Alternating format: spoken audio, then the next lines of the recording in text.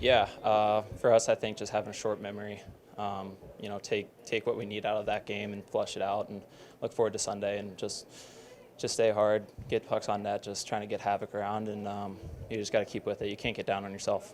How important is discipline against a team like this who has such a lethal power play that we saw tonight?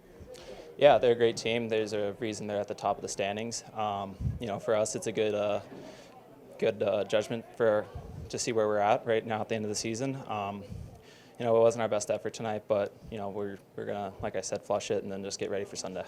How big is a day off in between these two games? I know you guys got a workout tomorrow, but just an opportunity to stay off the ice and stay rested too, and especially coming back after a long layoff for you. Is that big? Some say yes, some say no. It's kind of preference. I think it's good just for the team camaraderie, being able to hang out with each other, kind of continue to build those relationships. We got some guys at the deadline, so we're still trying to get to know each other a little bit. So I think having that extra day just to mesh will be good for us. How did it feel for you on the ice there for your first game back in 10 games? It was,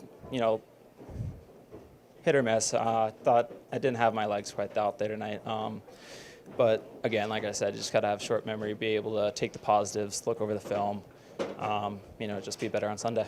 Coach, is that a case of just a really hot team and a hot goaltender that you ran into?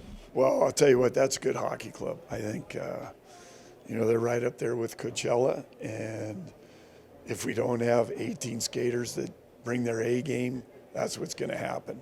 And, when you do get past them or they do have a breakdown, then you got to run into Wolf, which, I saw him all last year, and you could see why he was the goalie of the year last year. And, he makes saves look easy. I mean, we had a lot of good looks, and, he was on top of it. He,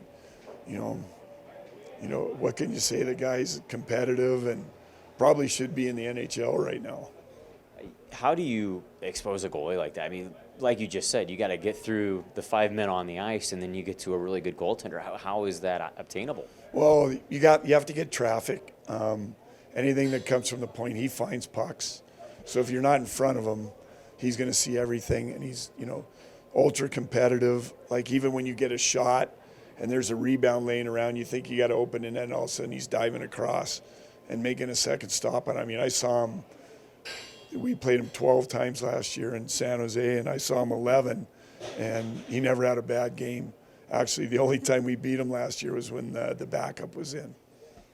We just talked about beating him. Is a simple case of sustaining Calgary, staying out of the box as well? You have to stay out of the box. We talked about that today.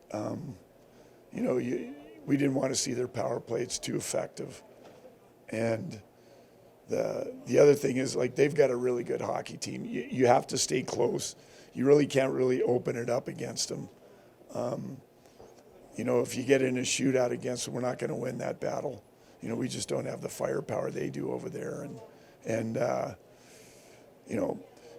Like I said at the start of this conversation, if everyone's not bringing their A game, which we didn't have again tonight, it was similar to the Coachella game, although I thought we had a little more compete in us. But, you don't bring your A game against them, it's going to be a long night.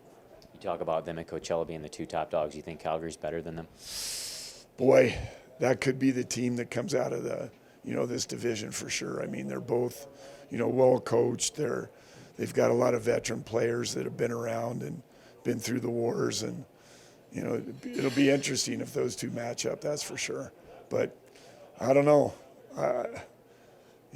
I kind of think probably have to give it to Coachella.